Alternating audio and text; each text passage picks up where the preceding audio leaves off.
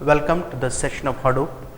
In this session, we would understand what is the brief history of Hadoop. Brief history of Hadoop. Brief history, or we say history of Hadoop. History of Hadoop. History of Hadoop. Now, we have been learning and studying that Hadoop is an open source framework which actually is a great avenue for storing huge volumes of data. So, in this session what we will understand is who created Hadoop and what are the situations that made that the particular person to invent or create Hadoop as a framework. So, what made Hadoop come into existence? So, Hadoop was created by a person, by a man called Duff Cutting. Hadoop was created by Duff Cutting. Hadoop was created by a person called Doug Cutting. Now before we get into the actual history of Hadoop, before that we would study about why actually what made Hadoop Duff Cutting to implement or invent Hadoop. So, Duff Cutting was also creator of a project called Lucene. We call it as Apache Lucene. Now, here there is an analogy. Now, Apache Lucene is a widely used text search library. Apache Lucene is a text search library. Apache Lucene is a text search library. Now, Hadoop also has its origin from Apache Nutch. So, Hadoop has its origin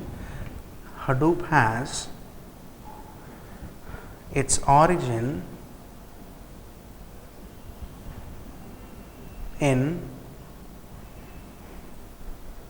Apache Nutch. Now, this Apache Nutch is also a part of the project created by Duff Cutting. The project name is Lucene. So, Nutch is a part of Lucene, is a web search engine. It's a web search engine. So, web search engine is a system software which actually helps us to search any of the web pages on a web server. So, web search engine. So, Apache Nutch was created again by Duff Cutting. Hadoop was created by Duff Cutting, and Hadoop has its origin in Nutch. Nutch is also a widely used open web search engine. So, now the reason why we have to know about Nutch and Lucene is something like this. Now, as Nutch is a web search engine, Now, what Duff Cutting and another man called Duff Cutting, there is another person called Mike Cafarella. Now, what these two have decided is they wanted to build a web search engine. They have decided to build a web search engine, and what they have found is to build a web search engine. In fact, building a web search engine is not an easy task. Because it needs lot of softwares to be developed, because every search engine would have a crawler software in it. So, in order to develop the crawler software, in order to index all the web pages on a web search and to store the data, whatever the result that we get out of that crawling indexing, whatever the data, to store them, that is not an easy task, and without a dedicated team of developers, that is not possible. So, Duff Cutting and Mike Cafarella, what they have estimated it, if they wanted to develop a web search engine, here remember web search engine, we are trying to search some of the pages on a web server and trying to get the results out of it. So, they wanted to analyze something here and they wanted to store what are the result they get out of this analysis. They wanted to store somewhere else. So that's when they wanted to develop a web search engine. And what they have found is, to develop a web search engine, they have to invest close to $50,000 for the hardware, $50,000 for the hardware, and at a running monthly cost of $30,000. So if they wanted to develop a web search engine which can actually scale 1 billion pages on web, if they wanted to develop a web search engine which can scale up to 1 billion pages on a web, the whole cost they have to put in is $50,000 for the hardware, and at a monthly running cost of $30,000. Now here, if you look at the numbers, don't you think it's expensive? Yes, it is. $50,000 and $30,000 a month is very expensive, but still what they have decided is it's worth investing on this. What they have decided is it's worth investing. That's when they started. In the year 2002,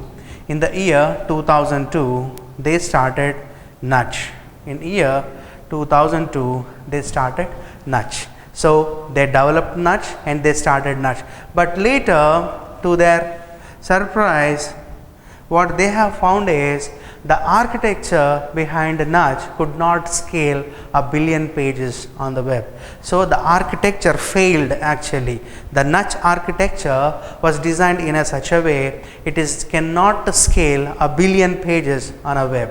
So 2002 Nudge architecture cannot scale so much of data. So in other way of saying, they can, if they wanted to do analysis on a huge volumes of data, Nudge is a failure, Nudge not being a best fit.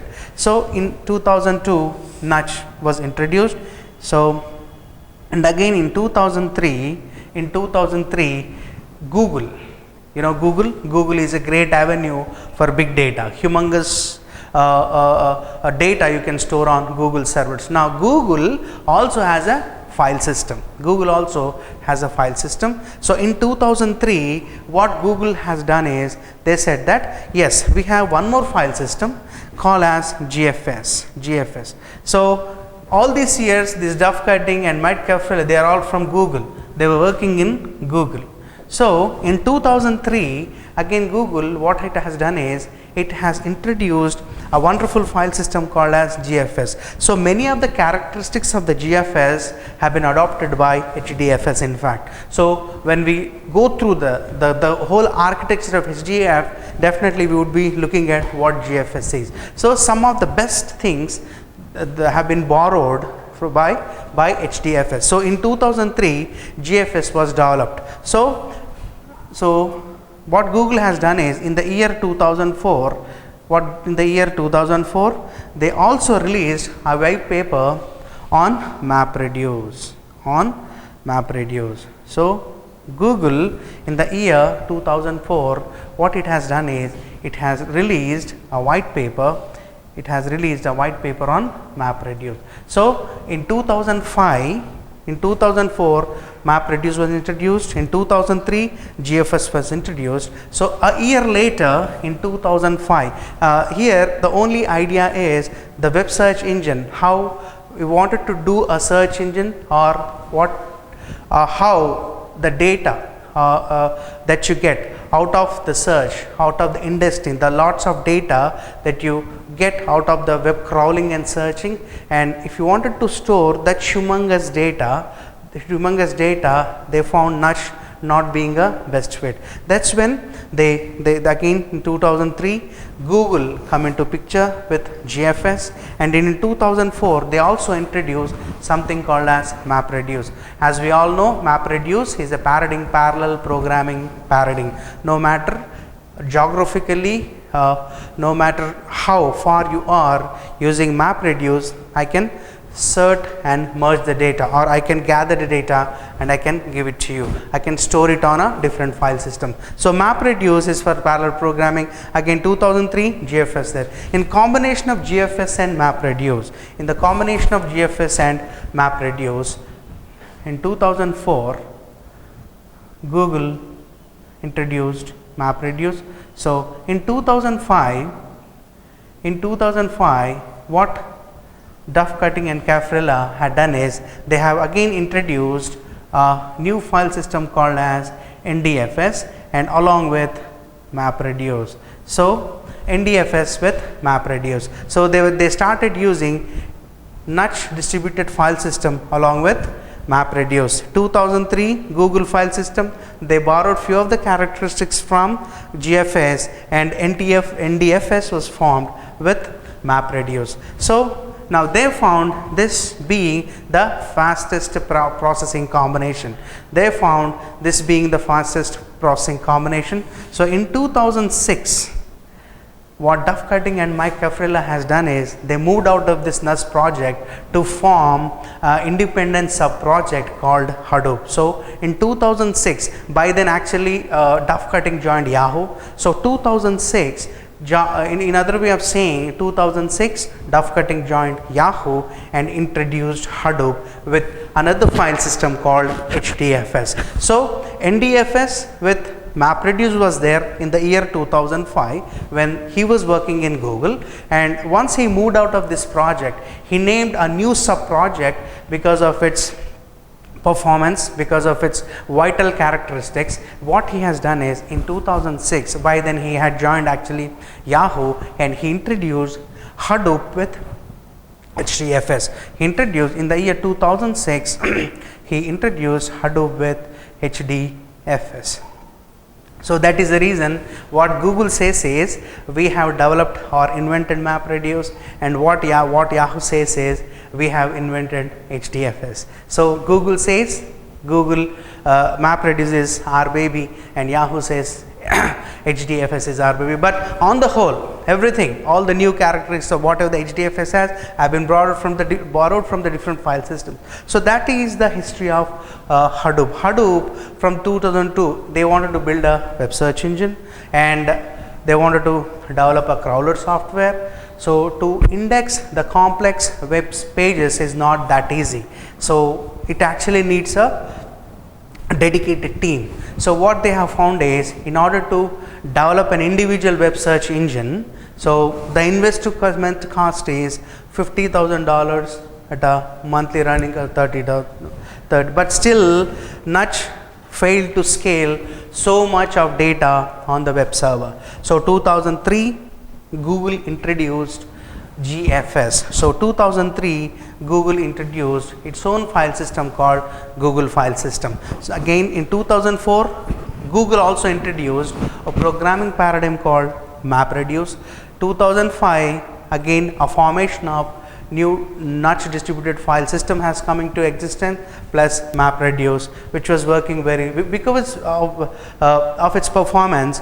What Duff Cutting and Mike Cafrilla moved out of Nutch project, and they named a new sub project called Hadoop. By then actually 2006 he joined Yahoo.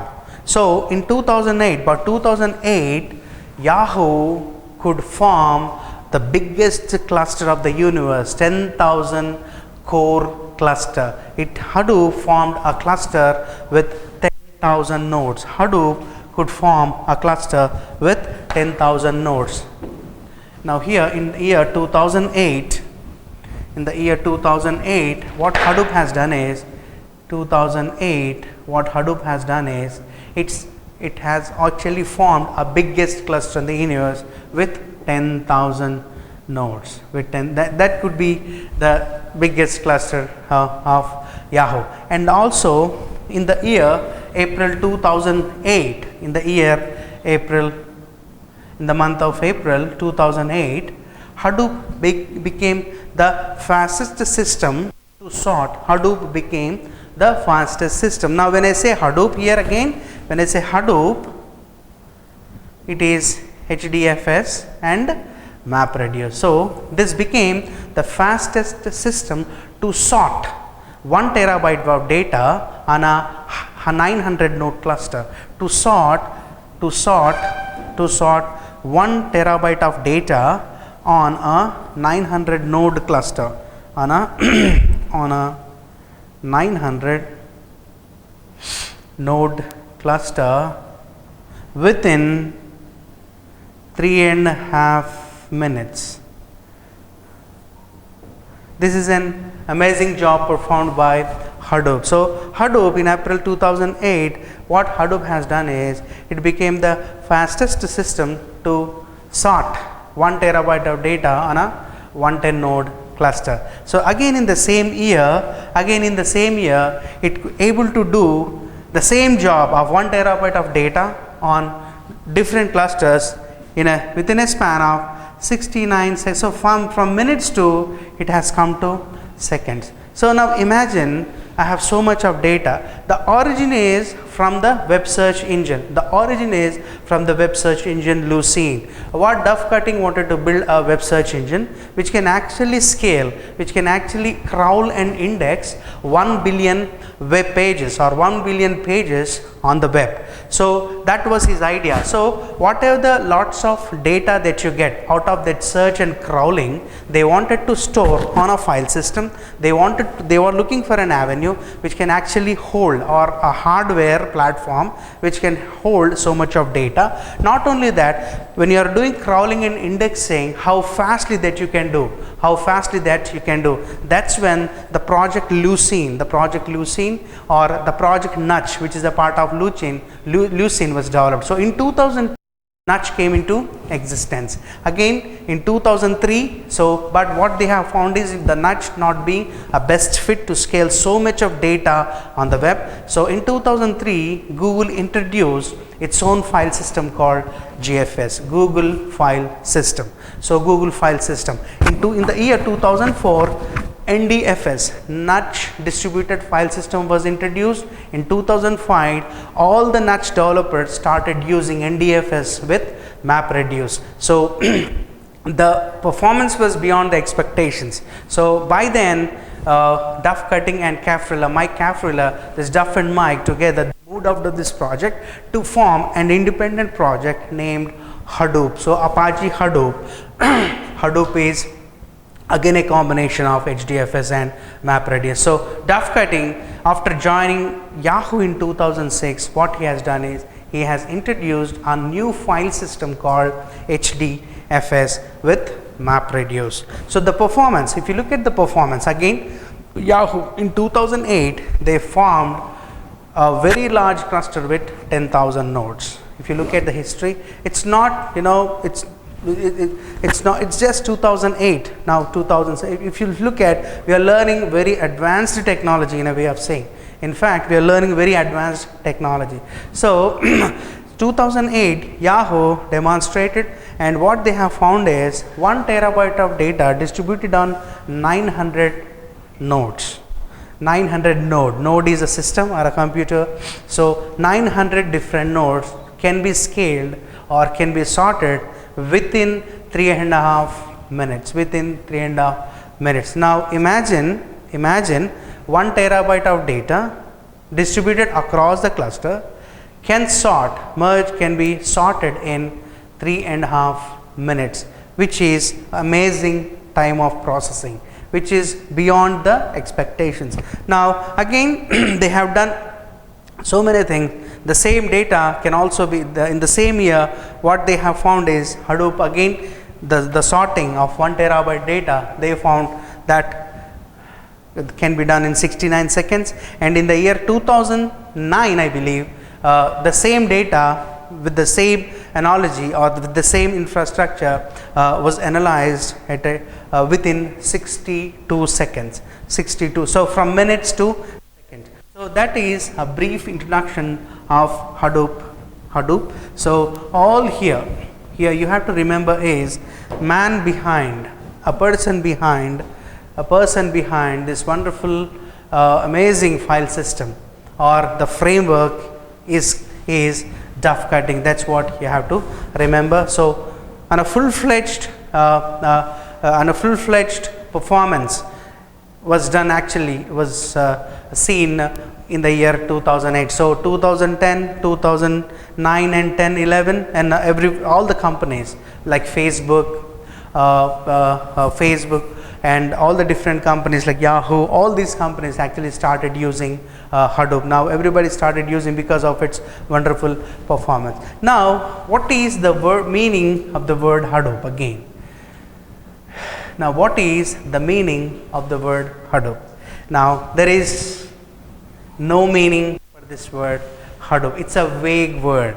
There is no meaning for it, because every Java has history and some meaning, and all these programming languages you take, or any of the database models you take, what are the name that they have, they do have some meaning, but Hadoop has no meaning. Hadoop has no meaning to it. Hadoop has no meaning to it. It's a vague word. It's a vague word. And actually, whenever you wanted to do search for any of the material on the web, you would see a yellow elephant here. You see a big elephant, maybe elephant resembles big. That can be the reason could be, but that yellow color is what the duff cutting says is it was named after his kid's toy when he was playing with a toy which actually looked like an elephant. So he named, he kept that toy, and he named Hadoop, and he kept that the figure. So Java, when you see Java, you will have a coffee kind of symbol. So when you see that's yellow elephant, stuffed yellow elephant, it was only his kid was playing, so he saw it and he named it. And Hadoop has no meaning, how many of you know that Google also has no meaning? The word Google is also a kids term, we say it as. So this Hadoop was actually a kids term which has got no meaning. So no meaning of Hadoop, there is no, as Google also has no meaning. So Hadoop, big data, Hadoop and big data, Duff cutting, Mike Caprilla in the year 2008. So 2008 onwards, because of its wonderful performances, all the companies and all the different avenues, if you take e-commerce, if you get all the healthcare, if you take airlines, if you all the e-commerce, trading websites, healthcare, insurance domains, healthcare domain, hospitals, everywhere Hadoop, everybody started using Hadoop. In India also, the best example is Aadhaar. The whole Aadhaar collection of all the details of the Indian citizens was done using this wonderful Hadoop distributed files. That's when Neelakan, I believe, the person who headed that project, was actually done on HDFS. So now all the banking domains, all the banks, they also wanted to migrate the whole of their databases to Hadoop. Now Hadoop is not a replacement, in fact, for the RDBMS, because there are certain disadvantages, there are certain advantages. RDBMS, Hadoop is not a replacement, kind of enhancement to the existing relational database models, So now we have been saying that the reason, so the best reason, the main reason what we say is why RDBM, why not RDBMS, why Hadoop is because of the forms of data, the varieties of data that Hadoop deals with, So here, this is the brief history. This is always good to remember Duff Cutting and Mike Caprilla, or the two inventors, or the persons behind the introduction. So remember Nudge, GFS, NDFS, MapReduce. Again, they went to Yahoo. They introduced Hadoop distributed file system with MapReduce. In 2008, Yahoo formed a cluster of 10,000 nodes, and it could scale 1 terabyte of data on a 900 node cluster within 3 minutes or 3.5 minutes. That's the brief history about Hadoop. I hope you remember all this history. That actually would help you, not in the production environment, not in the interviews, but it's always for the Hadoop developers. It's always good to know what is Hadoop and its history. Thank you. In continuation of the discussions that we have done just now, Now here is a quick timeline how things have progressed when it comes to Hadoop. So we have done it theoretically. We have done it. We have studied it theoretically. How who is the man behind the invention of Hadoop? What actually made him to invent Hadoop? So in the year in the continuation of that process, we start from the year 2004. So 2002, Nutch was introduced, which was a part of the Lucene project, again created by Duff Cutting. So Duff Cutting is the person who had created Hadoop, as well as some of the web search engines like Lucene. He had a project called Lucene, and also Hadoop has its origin from Nutch. Nutch is being the widely used web search engine. So that's the reason we have to know about what is Lucene, what is Nutch. So Nutch, Hadoop has its origin in Nutch. So web searching and crawling are two the words that we have to remember when it comes to knowing why actually Hadoop come into existence. So here is a quick timeline of how things have progressed when it comes to Hadoop. So 2004, initial versions of HDFS and MapReduce implemented by Duff Cutting and Mike Caffrella the versions were introduced. The initial versions of Hadoop, HDFS and MapReduce, implemented by Duff Cutting and Caffrella. And December 2005, Nutch ported to the new framework. Hadoop runs reliably on 20 nodes. So in 2005, in 2003 actually GFS was introduced. So 2005 NDFS was introduced. So in combination with NDFS plus MapReduce, it formed a new framework. So in 2005 actually that's when these two, Duff Cutting and Mike Caffrella, have decided to name this sub project as a new project called Hadoop. 2005, Nutch ported to the new framework. Hadoop runs reliably on 20 nodes. In January 2006, Duff Cutting joins Yahoo. So 2004, 2005, all these years he was working for Google. In fact, when he was in Google, NDFS and MapReduce, Google released two white papers called MapReduce as well. So the introduction of MapReduce was done by Google. It was before 2006. January 2006, Duff Cutting joined Yahoo.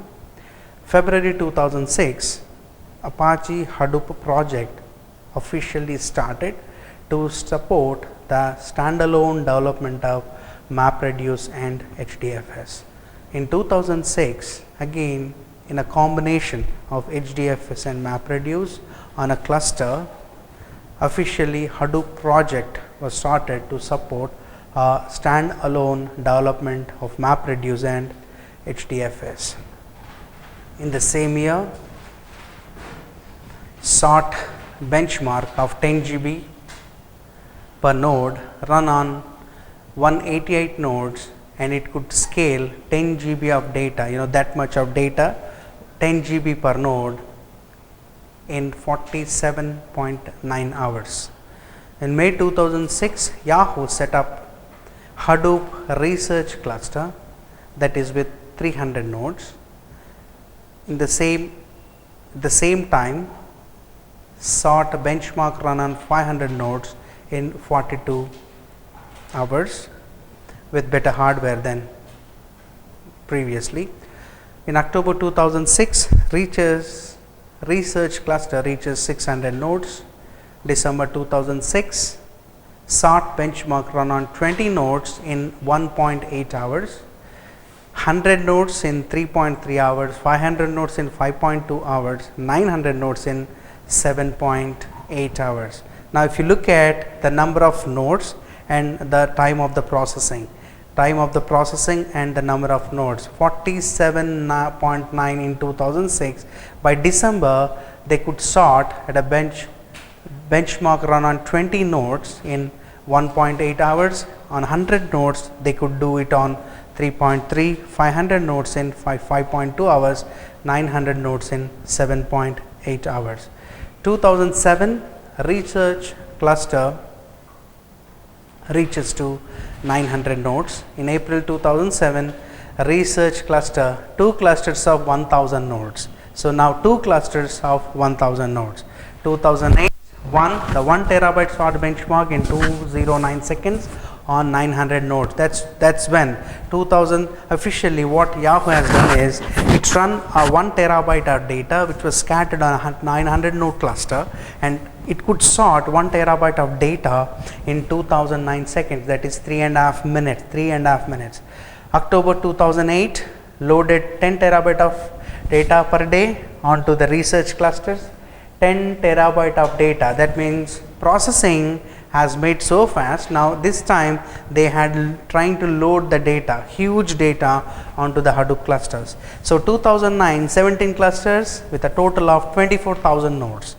Number of processes, number of nodes also have been increased.